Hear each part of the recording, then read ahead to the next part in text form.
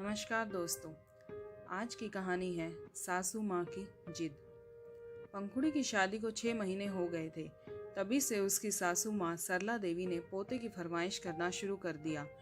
उनका कहना था अधिक देर नहीं करनी चाहिए, अधिक देर करने पर प्रॉब्लम हो सकती है।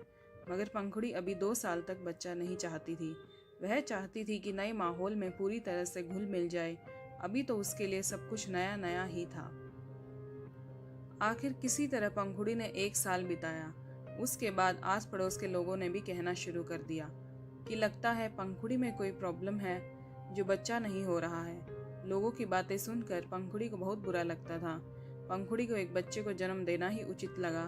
अगले महीने ही वह प्रेग्नेंट हो गई। सासू माँ को मानो मनचाही मुराद मिली।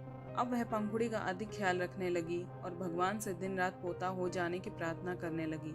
परंतु पंखुड़ी और उसका पति अशोक दोनों ही बेटी चाहते थे। 9 महीने पूरे हो जाने के बाद पंखुड़ी ने एक प्यारी सी बेटी को जन्म दिया जो बिल्कुल अशोक पर गई थी। सासू माँ कुछ खास खुश नहीं हुई क्योंकि पंखुड़ी ने बेटी को जन्म दिया था, बेटे को नहीं। परंतु प्यारी सी गुड़िया जैसी पोती को गोद में लेते ही वह सारी बातें भूल गई और उसको प्यार से खिलाने लगी। धीरे धीरे पंखुड़ी और अशोक की बेटी 3 साल की हो गई। अब सरला देवी ने फिर से पोते की फरमाइश करना शुरू कर दिया। पंखुड़ी और अशोक सिर्फ एक ही बच्चा चाहते थे, दूसरा नहीं चाहते थे। और बेटी कली का जन्म भी ऑपरेशन से हुआ था, इसलिए पंखुड़ी दूसरा बच्चा नहीं चाहती थी। मगर सरला देवी के पोते की जिद बरकरार थी। पंखुड़ी ने कहा कि क्या गारंटी है दोबारा बेटा ही होगा। मगर सरला देवी ने कहा नहीं, पहली बार बेटी हुई है तो दोबारा बेटा ही होगा। पंखुड़ी ने काफी टाल मटोल की, परंतु सासू माँ की इच्छा के आगे उसका बस न चला। जब दूसरी बार प्रेग्नेंट हुई तो सरला देवी ने सारे टोने टोटके भी आजमा दिए। इस बार उन्हें पक्का पोता ही चाहिए था। पंखुड़ी का प्रेगनेंसी का समय पूरा हो जाने पर हॉस्पिटल ले जाया गया तो उसकी हालत ठीक नहीं थी। इस बार भी पंखुड़ी ने बेटी को जन्म दिया। बेटी का जन्म हुआ है, यह सुनते ही सरला देवी का मुंह उतर गया। उनको लगा कि मेरी कोई इज्जत नहीं रह जाएगी, कोई मेरे वंश को आगे बढ़ाने वाला नहीं होगा।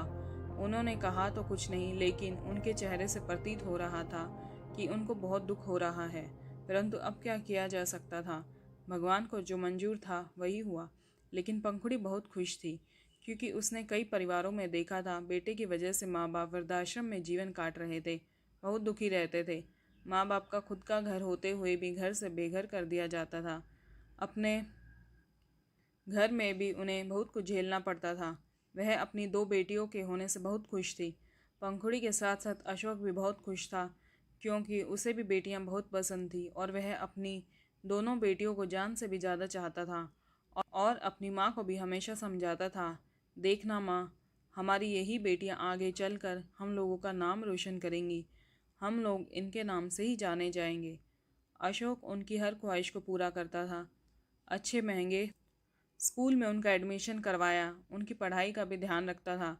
हालांकि सरला देवी फिर से पोते की चाह में तीसरा बच्चा लाने की जिद कर रही थी, परंतु पंखुड़ी और अशोक ने साफ साफ कह दिया कि अब बस और नहीं, यह बेटियां ही हमारे बेटे हैं, हमको और कुछ नहीं चाहिए। अशोक और पंखुड़ी की जिद के आगे वह चुप हो गई। अब अशोक और पंखुड़ी लग गए बेटियों का भविष्य बनाने में। आखिर में अशोक और पंखुड़ी की मेहनत भी रंग लाई। आज उनकी बड़ी बेटी कली स्विट्जरलैंड में एक बहुत बड़ी सर्जन है और छोटी बेटी रूही अमेरिका में प्रोफेसर है। आज अशोक और पंखुड़ी के साथ सरला जी को भी अपनी पोतियों पर बहुत गर्व होता है और गर्व से सभी को अपनी पोतियों के बारे में बताती है।